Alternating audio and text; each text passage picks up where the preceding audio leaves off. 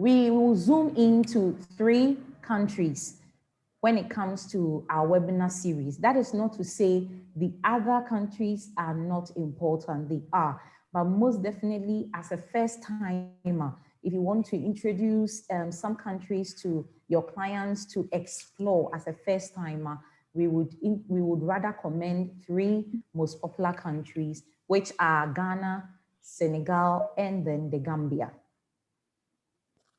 All right, so Ghana, my homeland, and I'm always proud to share Ghana with other people.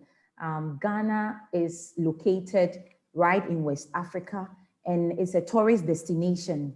Currently, especially with respect to 2019, where we had the historic return of the Africans in the diaspora, we saw an increase in tourist activities. Most of the experiences when it comes to Ghana has to do with cultural experiences and then heritage tourism. So one may ask, what will be the style of travel for me if I'm traveling to Ghana? What will be in Ghana for me to experience, or what would my clients actually enjoy when they are traveling to Ghana? We have the cultural tourism. If people would want to experience the day-to-day activities, the day-to-day life of the local people of Ghana, it's a very beautiful country to explore. And most definitely, Ghanaians are noted for their hospitality.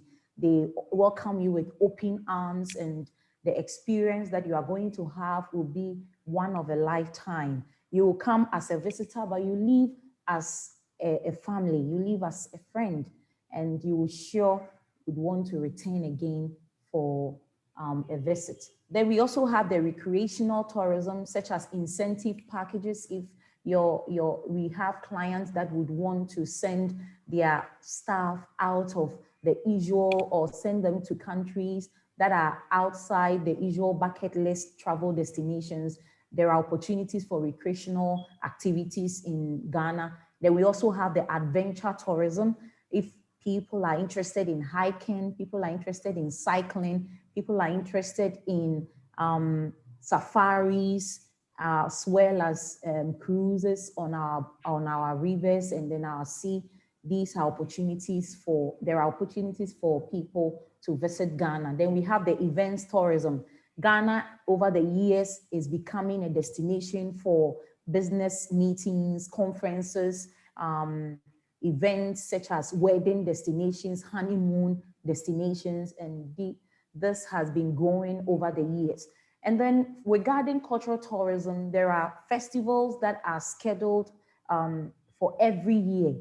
This helps to learn about the history of the local people of Ghana. And then we have scheduled events such as Afrochella, which usually takes place in December. And then we have the Chalewote event, that is arts and crafts, around August, among other scheduled events that people can experience whilst they are in Ghana.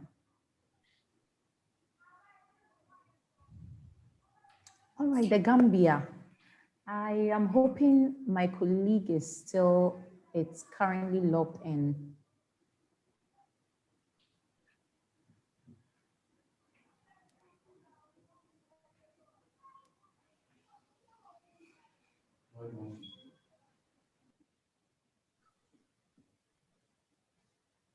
All right, please, I will give the opportunity to Lloyd.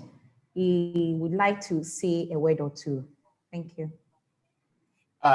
Good morning and good afternoon. Can you hear me?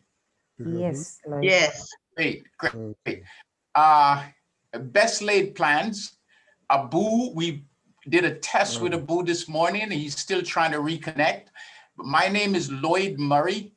I represent Continent Tours here in the US. We have a marketing office here in the Northeast of the US in Philadelphia, Pennsylvania. And I want to welcome you all to this webinar. This is the first, as Tina has said, in the series. And we hope Abu will check in and lend his expertise on the 2 main areas that he covers, which are Senegal and the Gambia. Of course, the adjoining countries like Mauritania and Guinea-Bissau, he also covers that, but we wanted to focus on the more traveled areas, Senegal and the Gambia. As we go along in this 6-part series, we'll get more fluid. So bear with us. Hopefully we get Abu on. As I said, I'm here in the Northeast Philadelphia. And for those who are in the US or even in Europe, if for any reason you're not getting immediate response from our offices in West Africa, you can always reach me here. And while I'm not as knowledgeable as Tina and Abu about their respective areas, I have a good overall view of what we do on the ground there and what we can do in West Africa. So again, thank you for registering. Thank you for attending. And by the end of the 6-part series, we hope to make you experts on West Africa, not only on the 3 areas where our offices are located, but throughout the 16 countries in West Africa and beyond. Thank you.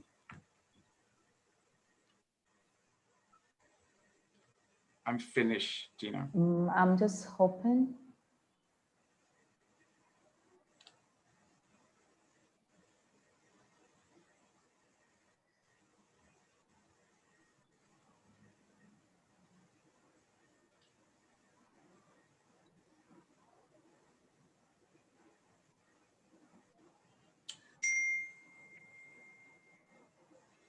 Okay, as you see, Senegal is the westernmost African country.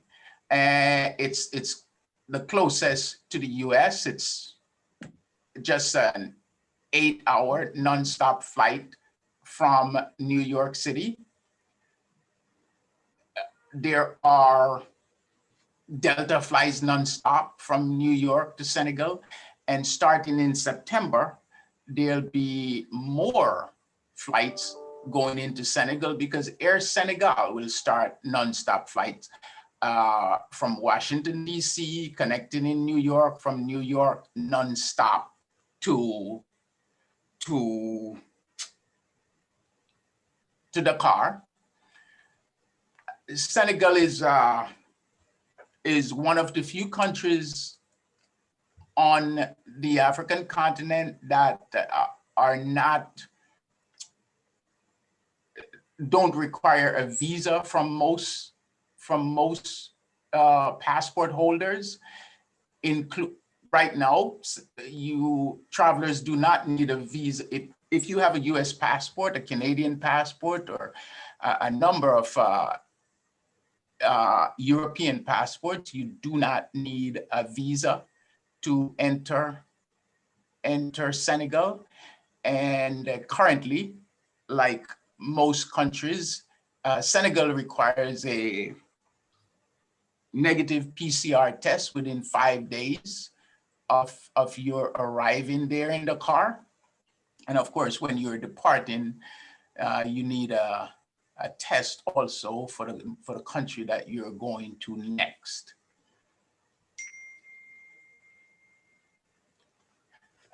Please advance the slide. Okay. There are a number of interesting sites to visit in Senegal, including Dakar, of course, that bustling, vibrant city.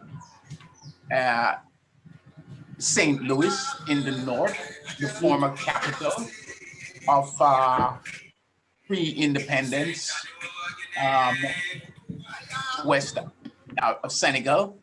Of course, in St. Louis is the location of the annual St. Louis Jazz Festival, which is held every year. It didn't happen this year because of as you know, it didn't happen, but from all expectations, the annual St. Louis Jazz Festival will return in 2022. Now, I understand our colleague or Senegal expert is finally got his connection, so I'm going to stop here and let Abu continue from here. Thank you. Thank you very much, Lloyd. All right, Abu, so the floor is yours. Yes, thank you very much, Tina. I'm so sorry for this miss. I just have some small troubles with my computer. So good morning or good afternoon, everyone. It's a pleasure for me to be here today for a presentation of those two countries, Senegal and Gambia. So my name is Abu, and I am the chief operations here in Senegal. So just on the screen you have Gambia. Gambia is a small country in the middle of Senegal. It is dividing Senegal into two sides. In Gambia, people are speaking English as their national languages, but the most important things to know about Gambia and Senegal is just it's not possible to travel from the north of Senegal to the south without passing via Gambia. And the relation between Gambia and Senegal are really nice relations. That's why if you are traveling from Senegal, if you are traveling to Senegal from the north to the south of Senegal, we cross Gambia and you can stay inside Gambia for 2 days. And it's a really nice country for bird watching and just for those people who want to travel all along the rivers, because the Gambia River is a really nice experience for many foreigners. And the population of Gambia is just estimated about less than 4 million people, at the opposite of Senegal, where we have something around 16 million people living in Senegal. So Senegal is a French country, and Gambia is an English country, landlocked inside Senegal. Senegal is bordered at the west side by the Atlantic Ocean. Senegal is a western country in West Africa, as you saw it in the map. And at the north of Senegal, we have Mauritania. At the east of Senegal, we have Mali. At the south of Senegal, we have Bissau Guinea and Conakry Guinea. French is the widest spoken language in Senegal, but we have some local dialects that we call Wolof, meaning the main local dialect spoken by more than 75% of Senegalese. Senegal, why it is nice to travel in Senegal is just because Senegal is a stable country. 19% of Senegalese are Muslim, and less than 10% of Senegalese are Christian people. So nobody can know the difference between the Christian people and the Muslim people, because we are living together. We are sharing our bowls of food every day, and it is often really usual in a family. The father is a Muslim, the mother is a Christian, and boys and girls with the same father and the same mother, the ones are Christian or the Muslims. So, and nobody cares. It is a really, really quiet and stable country. Since our independence periods in 1962 to nowadays, we never have troubles about ethnic troubles, about religion and anything. We are living together in this country. As you can see it, we can divide this country in 5 regions of tourism. The opening of Senegal is from the north to the south, 750 kilometers of coast, the Atlantic Ocean, as I told you. And the north of Senegal is Saint Louis, where we have something as a UNESCO World Heritage, and where we have also the 3rd bird sanctuary in the world, the bird of Juge. Juge is the first point of the migratory birds when they fly over the desert from Europe to the north of Africa. So in Saint Louis at the north also we have a desert.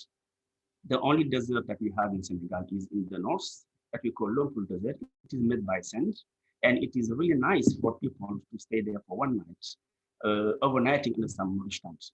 So the north also we have some special place that we call Touba. It is a holy place, a religious place, where we have the biggest mosque of West Africa. So many people, when they are coming in Senegal, something as they call the highlights of this country should be Lompoul, Saint-Louis, Touba, and also to come down at the east side or at the west side in Dakar. Dakar is the west point or the west tip of West Africa and the west tip of Senegal. That's why Senegal is also called the gate of West Africa, because of his position. Dakar is a capital city since 1902. But just to know that at the beginning, before Dakar, Saint Louis was the capital city of Senegal. Dakar, Saint Louis, Gorée Island that we should visit during our travel in Senegal.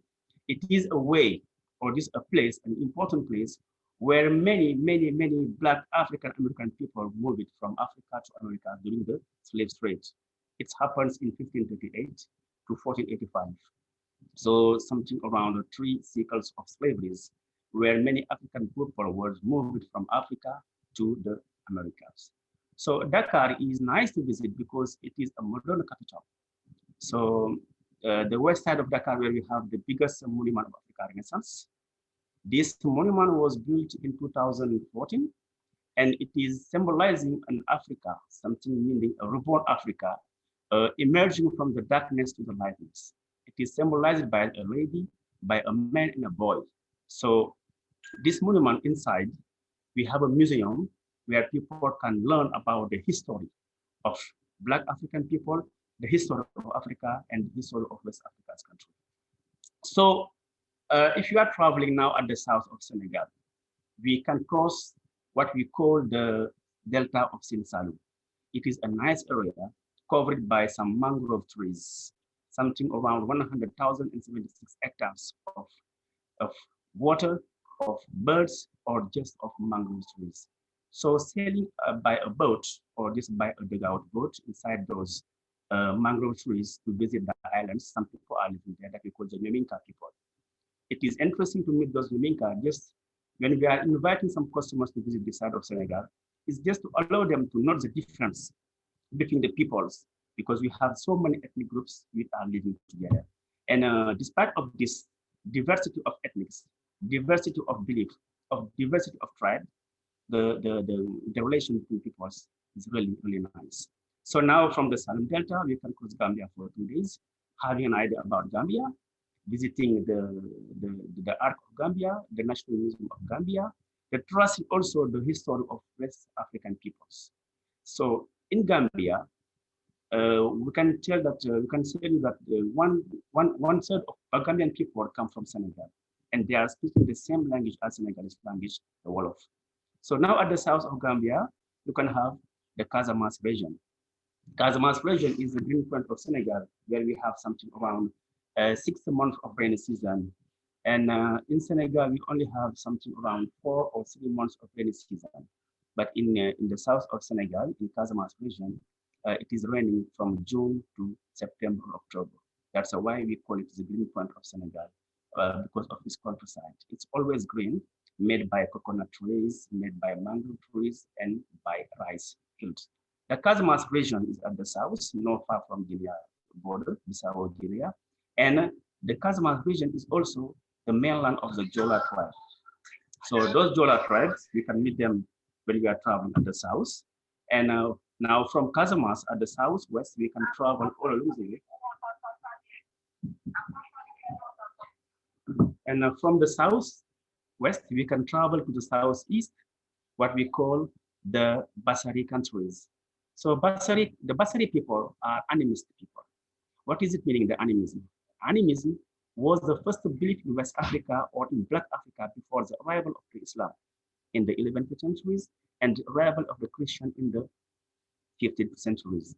That's why in this side of Senegal, meaning the southwest or the southeast, it is frequent when we are visiting those sites to go to visit what we call the Sacred Wood. The Sacred Wood is a place for libation, for office, where all the priests, they meet together when something happens on the country, meaning before they go to the field to start the rainy season, or just when they have a special ceremony. Those priests, they meet inside the Sacred Wood to invoke the gods. Because animism, it just means that you should give a life to everything.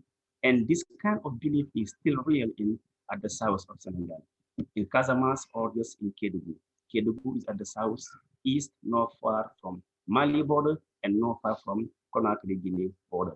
So it is at the southeast of Senegal that we have the biggest park of Senegal that we call Senegal Park, where it is possible to stay for a night, of course, to meet some lions, some hippos, or just to sail in the Gambia River, because for information is the Gambia River cross Gambia from the west to the east and finish his course in the Jalon Hills at the southeast of Senegal. So during our stay in Senegal, we can visit those people that we call the Basari people or the Vedic people. They are living in some endless countrysides inside the mountains, and those one keep their belief by being some animistic people. And it is at the only side of Senegal where we have our waterfalls that we call the waterfalls of Dindéfélo at the southwest of Senegal. So Senegal is also a country for safaris. We have something around 3 reserves, and the most funny one is Fatala. Fatala is not far from Gambia border, but it is in Senegal. And for many visitors, it is possible for them to walk with some lines. Of course, working with some lines in the Fatala Reserve is possible. So we are going to work with some rangers, and those lines was damaged. So it's possible to stay half an hour with them and after to have an upper air vehicle safari through a bush to meet the giraffes, to meet the hippos, to meet the rhinoceros, to meet the zebras, etc. So this kind of reserve at the south of Senegal. We have another one not far from Saly, the seaside resort. If you are coming in Senegal, it's imperative to stay in Saly because Saly is not far from the Pink Lake and Saly is not far from Dakar.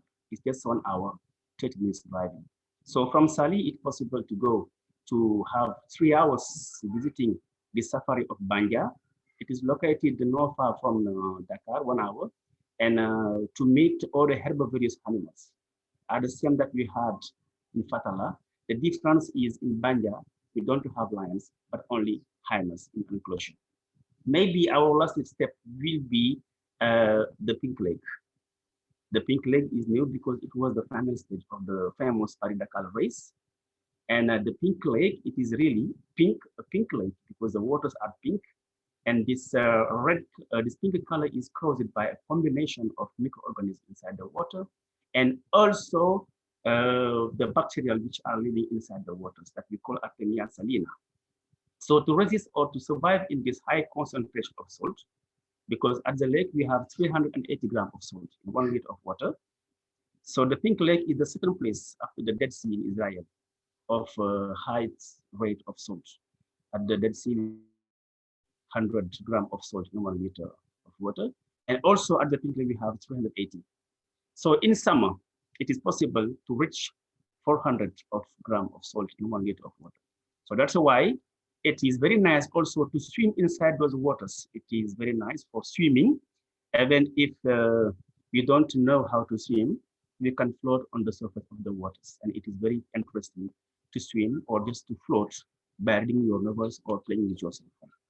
So this is just flying over about this country that we call Senegal. I will be glad here if you have some questions to answer them. Thank you very much. Very much, Abu. Thank you very much, Abu, for the extensive presentation. But we are going to learn more as we proceed through the series of the webinar.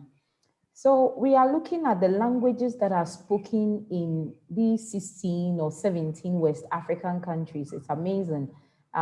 We have the French-speaking countries, Benin, Burkina Faso, Cote d'Ivoire, Guinea, Mali, Niger. We have Senegal and then Togo. Then we have the English-speaking countries in West Africa, the Gambia, Ghana, Liberia, Nigeria, Sierra Leone.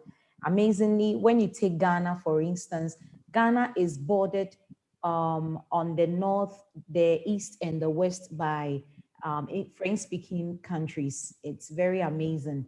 But hopefully, when you are traveling through these countries, as much as possible, you get to learn 1 or 2 local languages as well. Though these are the official languages that are spoken by these respective countries in West Africa, we have local languages. In Ghana, for instance, we have over 15 local languages, but the most popular one has to do with tree. And once we were here in Ghana, you get to learn one or two local languages like Etiseng, that is, how are you? Or when you come to Ghana, for instance, the most common phrase that you will hear in our local language is akwaba, which is to say welcome. Then the other countries such as Cape Verde, Guinea, Bissau, and the Mauritania, they also have their own official languages aside French and then English. Cape Verde, for instance, speak Portuguese. Guinea-Bissau also speak Portuguese, and then in Mauritania, they speak the Arabic language. And it is very important to assure you that we have locally trained guides that are able to help you navigate the various countries that have been listed right here when you are exploring West Africa.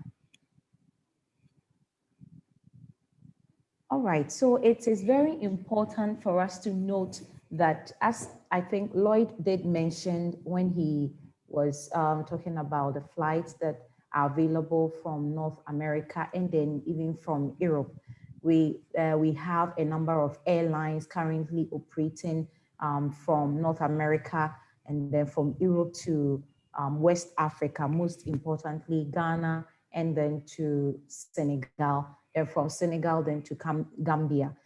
For Ghana, for instance, Ghana has been a hub for most of the international flights that come to West Africa or that fly to West Africa. Most of the time, people can even spend overnight in Accra, that's the capital of Ghana, before they continue to the neighboring countries in West Africa. And for Europe, for instance, we do have TAP Portugal. If you are traveling from, I will give an example, such as if you are coming from London, you have TAP Portugal flying from Lisbon, transiting through Lisbon to Dakar, or from London through to Lisbon, then you are in Accra. And then we also do have Brussels Air flying from Belgium. And then we also do have other European airlines such as Air France, which also flies from Paris to Accra or to Dakar, depending on the destinations that you are coming to West Africa. Then from North America, most specifically from New York, there are direct flights on Delta Airlines to Accra. And then currently, I think it was last week, we had the official launch of United Airlines direct flight from Washington, which was a very good news for us. Currently, South African Airways have halted their operations from Washington to Ghana, but we are hoping that with time, as movement restrictions are lifted and then travel are becoming more attractive, they would also begin their operations again. And then even when you don't want to take direct flights from New York to Accra, that's an 11-hour flight from New York to Accra. There are flights on Air Maroc connecting through Casablanca in Morocco. And then there is also Ethiopian Airlines all flying from New York, and then they connect in their respective capital cities of these countries, and then you'll be in Accra. Delta Airlines, for instance, flies in the afternoon, I think, from New York, and then by afternoon, Ghana time, you are in Accra.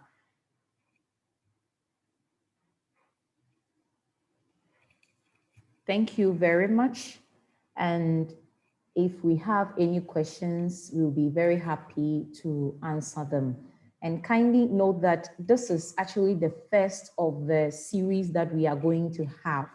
As we go through the presentations, you realize that the information will be built on. We are going to learn a lot so that we become experts when we are selling West Africa. Yeah.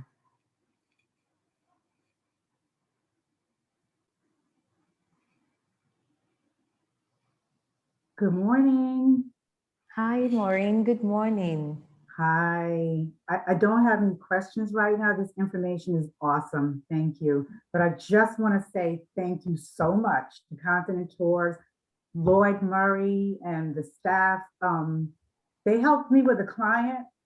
She called me on a Tuesday, I think Tuesday, March 9th or whatever. And she said, I want to go to Zimbabwe the following Saturday, which was a Friday. She the Friday the 13th. And they made it happen. And the tour they put together for her, she cannot stop talking about it. Oh, Really exceeded her expectations, the service, I mean, everything. She still stays in contact with her tour operators in Zimbabwe. But I mean, to get that trip done in less than 7 days is just speaks to the professionalism and the knowledge of Continent Tours. Lloyd, thank you so much, and everybody on the ground there in Africa. We really appreciate you. And we'll be booking, I think we're booking something as we speak. So thank you so much. Sure. Thank you very much, Maureen. That is our pride. We would always go the extra mile for our clients, yes. Because one way or the other, we also become a client somewhere else. And we would want to have that same experience that our clients would want to have when they are with us. So we are very happy that you trust, you place your vote of confidence in us to trust us to handle your clients for you. It's always our pride. Thank you. Do we have any other questions?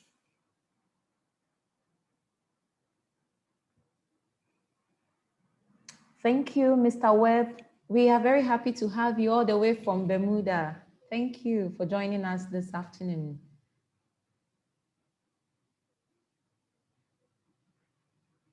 I do have another question, if I may. So the COVID testing is required once you arrive into Ghana as well, yes? Yes, please. So this is how it is. Before clients are allowed to even board the flight, they need to provide a negative PCR test. And once they are on board the flight, they would be given information about the site where they can pay. It's actually handled by the frontier and the frontline healthcare here at the Kotoka International Airport. So before they arrive in Ghana, they would have paid with their credit card or their Visa card, $150 for the test on arrival. And when they are through with their activities, so far as it's within, if it is within 7 days, depending on their final destination as they leave Ghana, they may be required to do an additional test before they depart. Yeah. I hope I've been able to answer your question. All right, thank you. But it's good to know that in Dakar, it's only presenting a negative PCR test. You don't need to do an additional mandatory test when you arrive in Dakar. Yes, and hopefully we can also apply for visa on arrival, so it makes it also easy there.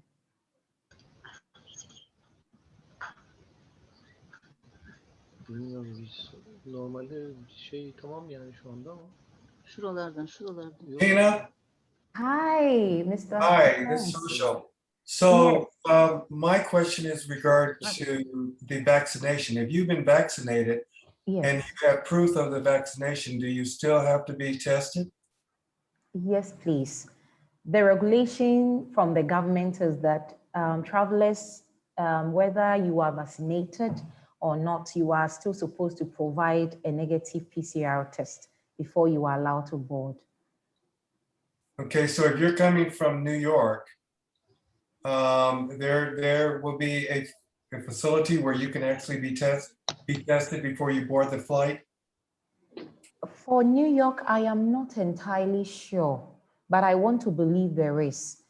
I remember I had a client traveling from, New York. That was around March. Yes, he was able to test in at the New York airport, JFK airport. Yes, once you ask from the airport officials, there should be definitely somewhere you can test before you come board. But you always have to be, it should be done well in advance because of the results. Because he had to actually stay for some hours, so he missed his flight. He couldn't board the flight the same day because of the test.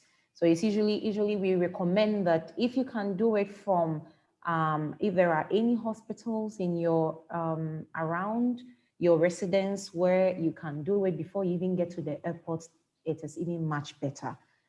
So once again, how many days prior to your departure? That is 72 hours. Okay. Yes. Thank you. Can I ask a question? Yes. Hello. Hi, Salam. Yes, Oh, please. hi. Can I ask you a question? Hi. Thank you so much for a fantastic presentation. So, my question is, okay, so we're in London. Okay, so I just want to understand a bit more about the package that might be that you provide. So if we have clients who want a 10-day package, say, or a 2-week package, how does it pan out? How is it organized? So we will take them as tour operators from Heathrow to Accra. Okay. Then there's a package that includes you picking up from Accra, kind of transit, coming out at Accra, and then you take over from there? Or is it that, so there's a full, obviously, DMC and there's everything? Or is it that we book onto specific aspects of the tours that our clients want, and then they're homing for that, and other days that they don't want to do that kind of thing, they'll be allowed to go and do something else? How does the logistic work? All right. Thank you very much, Salam. Yes, this is what happens. We do have scheduled departures as well as private or tailor-made packages, depending on what your clients are interested in. At the end of the day, nothing is made in cast in stone. We would want to, as much as possible, be very flexible, allow your clients to actually have the experience that they are looking for. So what we do is that you have, we are open to hearing what your clients are interested in, but then we can put a full package, especially if they are groups. You want us to handle their flight for them. Groups, if I say groups, I'm looking at 10 or more, because with that, we can do a full package, including flights, because we can talk to the airlines to give us very good group discounts on their flight. But if it's individuals, let's say from 1 to about 9, it's very difficult and we may not be as competitive as possible when it comes to their flight. But then when it comes to the land package, we can do, we do all aspects of the land package, from tours, the round trip, airport hotel transfers, their meals. We're also handling their transportation. Private vehicles are assigned to each groups or each individual, depending on what the person signed on to. And then we also handle their hotel bookings, among other things. Sometimes it may even go beyond that, depending on what the client is looking for. Because we've had groups, or we've had individuals who already had, who have already arranged some private visits, like they have friends, or they even have a school that they are supporting, and they went the extra mile in coordinating their visits to the schools, so that at the end of the day, it became very successful and then smooth. So it all depends on your client, what exactly they want us to handle for them. Okay, that's fine. Thank you. You're most welcome.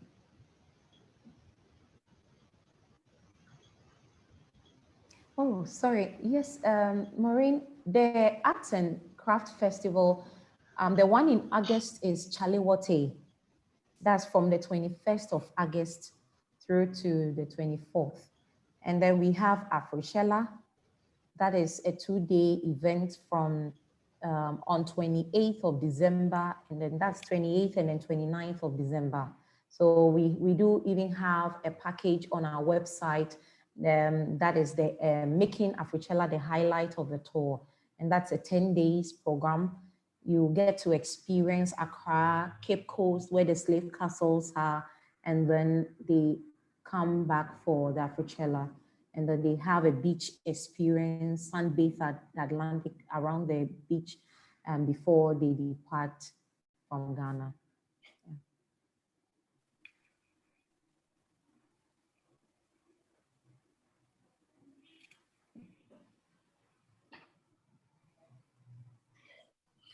Are there any other questions? I think I'm already excited to, take it from here. All right, so I will take the silence as there are no more questions. Our next webinar will be on Tuesday, next Tuesday, June 8th, and it will be at exactly 2 p.m. GMT, 10 a.m. EST. And you can follow us on Facebook at Continent Tours, Twitter, LinkedIn, and then YouTube. And I'm really looking forward to our next webinar next week. Thank you very much. And I would want to wish you a very wonderful day further. Thank you. This is awesome.